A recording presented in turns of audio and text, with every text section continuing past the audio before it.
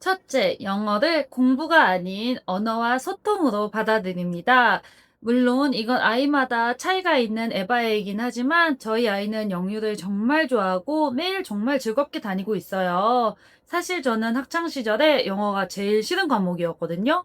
맨날 단어 외우고 문법 시험 보고 영어를 학문으로 접하니까 질릴 수밖에 없었죠. 하지만 저희 아이는 자연스러운 노출 덕분에 영어를 굉장히 친근하고 재미있는 놀이로 받아들여요. 예를 들면 얼마 전에 아이가 I don't have that 이라는 표현을 쓰고 싶었는지 저한테 갑자기 Mommy, I no have that 이러는 거예요. 문법적으로는 틀린 문장이잖아요. 하지만 저는 이 모습이 너무 기특하고 예뻤어요. 영어는 결국 소통 도구이잖아요. 틀릴까봐 무서워서 입 꼭 다물고 있는 것보다 완벽하지 않아도 내가 아는 단어를 조합해서 일단 던져보는 게 중요하다고 생각해요. 이렇게 틀려가면서 입이 트이고 영어 자체에 대한 자신감을 얻는 것. 이게 영유가 주는 장점이라고 생각해요. 두 번째는 소수정예와 투단임 제도입니다. 제가 영유를 선택할 때 가장 크게 비중을 뒀던 부분인데요. 보통 일반 유치원은 선생님 한 분당 돌봐야 하는 원화수가 정말 많잖아요. 하지만 영유는 대부분 한반 정원이 10명에서 12명 내외이고 원어민 선생님과 한국어 선생님이 동시에 케어해 주시는 투단임 제도로 운영되는 곳들이 많아요. 저희 아이 원은 심지어 한 반에 딱 6명이서 수업을 해요. 게다가 다 오세반 한국인 선생님이 유아교육과 출신이셔서 조금 더 믿음이 갔어요. 영유는 학원이라 일반 유치원보다 생활케어가 부실하지 않을까 걱정 많이 하시죠? 원마다 다르겠지만 저희 아이는 배변 실수도 몇 번 했었는데 선생님께서 정말 따뜻하고 세심하게 처리해 주셨어요.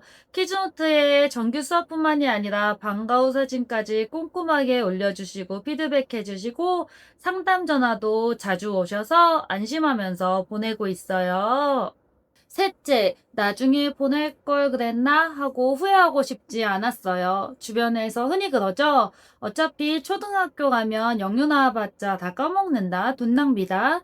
그런데 제 생각은 좀 달라요. 어차피 영어는 평생 해야 하는 숙제잖아요. 어차피 공부할 거라면 머리가 조금이라도 더 말랑말랑하고 스펀지 같을 때 자연스럽게 스며들게 해주고 싶었어요.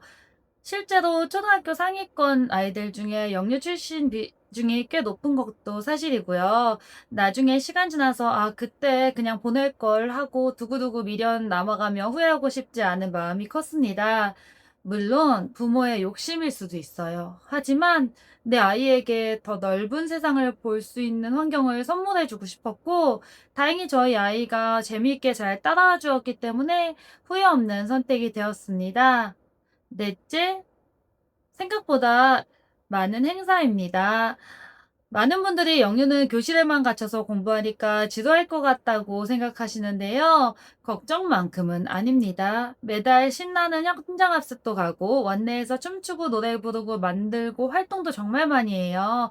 특히 파자마 파티, 할로윈, 크리스마스 데이, 물놀이 데이처럼 다양한 이벤트들도 합니다. 저는 개인적으로 여행을 정말 좋아하거든요. 나중에 아이랑 같이 디즈니 크루즈 같은 곳에 가고 싶다는 로망이 있는데 아이가 전 세계 사람들을 만나도 주춤하지 않고 자연스럽게 인사하고 웃으며 친구가 될 수 있다면 얼마나 멋질까 생각해 봐요. 영어에 대한 자신감과 글로벌한 마인드, 그건 정말 돈으로 사기 힘든 영유의 가치라고 생각해요. 자, 그럼 이제 마음의 결정을 내리고 영유 설명회를 가기로 하셨다면 가기 전에 이 필수 체크리스트 8가지를 핸드폰 메모장에 꼭 적어가서 꼼꼼히 물어보세요. 알짜배기 원을 고르는 확실한 기준이 되어줄 거예요. 첫째는 공간의 위생 상태와 주차의 편의성입니다. 역류는 상가 건물에 있는 경우가 많으므로 미세먼지나 비가 올 때 뛰어놀 수 있는 실내 강당이나 체육 공간이 원내에 갖춰져 있는지 직접 눈으로 확인해 보세요. 직접 교실에 들어가서 공기도 들어 마셔 보시고 구석에 곰팡이는 없는지 전체적인 위생 관리가 잘 되어 있는지 살피세요. 특히 운전하시는 분들은 주차장 진입로와 공간 상태를 꼭 보세요. 아이 픽업이나 상담 등 은근히 차 쓸 일이 많은데 주차가 헬이면 갈 때마다 스트레스를 받습니다. 둘째, 교사 비율과 원어민 한국인 담임 선생님의 전문성입니다. 한 반당 정원이 몇 명인지 확인하시고 한국인 담임 선생님이 아동 발달이나 유아 교육에 적합한 사람인지 체크해 보세요. 영어 교육만큼이나 정서적 세심한 케어가 필요한 나이입니다. 셋째, 프로그램과 성향입니다. 그 원에서 실제로 쓰는 원서 교재가 무엇인지, 그리고 현재 재원생들의 SR 점수는 어느 정도 나오는지 확인해 보세요. 학습 강도를 파악하는 기준이 될 수 있습니다. 모국어 공백을 채우기 위해 주 1, 2회 한국어가 들어간 프로그램을 선호하는지, 아니면 100% 영어 몰입 환경을 원하는지, 부모의 교육관에 맞춰 고르세요. 정규 수업 후에 방과후 수업은 누가 진행하는지도 체크 포인트입니다. 네 번째는 급식과 간식의 조리 및 배달 방식입니다. 자체 원내 조리인지 외부 케이터링 배달인지 확인하세요. 배달 업체를 쓴다면 브랜드 이름과 위생관리 방식을 물어보셔야 마음이 놓입니다. 자체 조리라면 식자재 수급과 위생 실태를 더 까다롭게 물어보세요. 다섯 번째는 등하원 시간과 하원 후 일반 학원 연계 여부입니다. 기본 하원 시간 및 방과 후 하원 시간을 확인하시고 하원 후에 태권도, 미술, 발레 등 일반 학원 셔틀버스가 역류 앞으로 연계가 잘 되어 있는지 미리 확인하세요. 여섯 번째는 소통 방식 및 피드백 주기입니다. 키즈노트 알림장과 일상사진은 일주일에 몇 번 올라오는지, 선생님과의 정기전화 상담 주기는 어떻게 되는지 물어보세요. 내 성향과 소통 방식이 잘 맞아야지 원을 답답하지 않습니다. 일곱 번째는 배변 실수 및 돌발 훈육 상황 시의 대처 매뉴얼입니다. 원생활 중 아이가 실수를 하거나 친구와 다투는 돌발 상황이 생겼을 때 원에서 어떻게 대처하는지 매뉴얼을 물어보세요. 특히 배변 훈련이 완벽하지 않은 4~5살 아이라면 한국인 담임 선생님의 즉각적인 케어 방식을 꼭 확인해야 합니다. 여덟 번째는 셔틀버스 안전 도우미 동승 여부입니다. 역류는 셔틀 통학이 많죠. 아이가 타는 버스의 안전 도우미 선생님이 확실히 탑승해서 아이의 승하차 안전을 직접 챙겨주시는지 반드시 확인하세요. 마지막으로 꼭 체크하셔야 할 게 입학금 및 원비 환불 규정입니다. 미안해서 질문 못 하시는 분들 정말 많죠?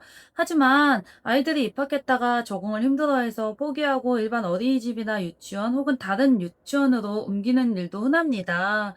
중도 퇴원 시 입학금 원비 교재비 규정은 어떻게 되는지 처음에 깔끔하게 확인하시는 게 나중에 편합니다.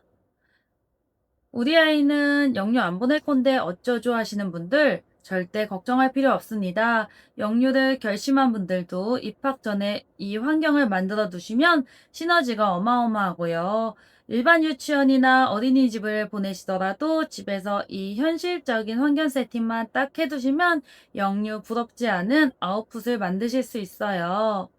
첫 번째, 미디어 노출은 무조건 영어로 고정하세요. 요즘 시대에 스마트폰이나 TV 노출을 아예 안 하기는 현실적으로 어렵잖아요. 많이 보여주라는 뜻이 아니라 보여주는 상황에 왔을 때 단단히 룰을 정하는 거예요.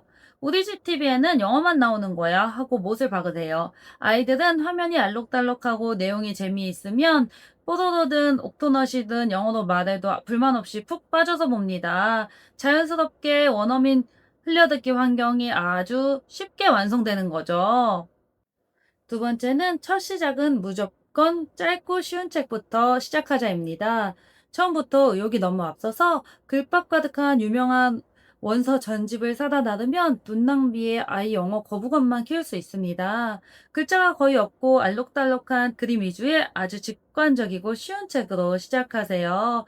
영어 책은 공부하는 게 아니라 재미있는 놀이라고 생각할 수 있도록 하는 것이 중요합니다. 셋째, 세이펜 같은 펜을 적극 활용하세요. 엄마표 영어를 할 때 가장 큰 고민이 내 구린 발음으로 읽어줘도 되냐 이거잖아요. 걱정 마시고 소리나는 펜의 힘을 빌리세요. 귀여운 캐릭터 전집에 펜을 콕 찍으면 원어민 발음으로 생생하게 읽어주니까 엄마가 입 아플 필요도 없이 아이가 찍고 놀면서 자연스럽게 귀가 트입니다. 물론 엄마가 발음이 안 좋더라도 꼭 엄마가 같이 읽어주는 것도 중요해요. 네 번째, 이동하는 차 안을 무의식 영어 흘려듣기 공간으로 만드세요. 차 탈 때 카시트에 앉아있는 시간 그냥 흘려보내지 마세요. 이때 신나는 영어 동요나 마더구스를 차 안에 배경음악처럼 늘 틀어주는 겁니다. 차 안은 소음이 차단되고 소리가 한 곳으로 집중되는 아주 훌륭한 공간이에요. 억지로 공부를 시키는 게 아니라 자연스럽게 노출해주는 거죠. 신기하게도 차에서 매일 들었던 노래를 아이가 스스로 흥얼거리는 것을 보면 아주 자연스러운 노출이 효과적이라는 느낌을 받습니다. 다섯 번째, 집안 곳곳 영어 단어나 포스터 눈높이에 붙여두기.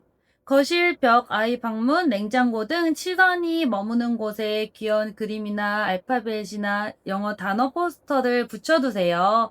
왔다 갔다 하면서 눈으로 쓱쓱 보는 무의식적인 시각 노출이 정말 엄청나게 좋은 효과를 가져옵니다. 여섯 번째, 거실과 장난감 방의 공간 영역을 완벽하게 분리해 주세요. 엄마표 영어 환경 세팅의 가장 중요한 점은 공간 분리입니다. 거실에 책장도 있고 장난감도 같이 있으면 아이들은 100이면 100 장난감으로만 손이 가요. 책은 쳐다보지 않습니다. 그래서 거실은 오로지 책 읽는 공간으로, 장난감은 장난감 방으로 영역을 확실히 쪼개주셔야 돼요.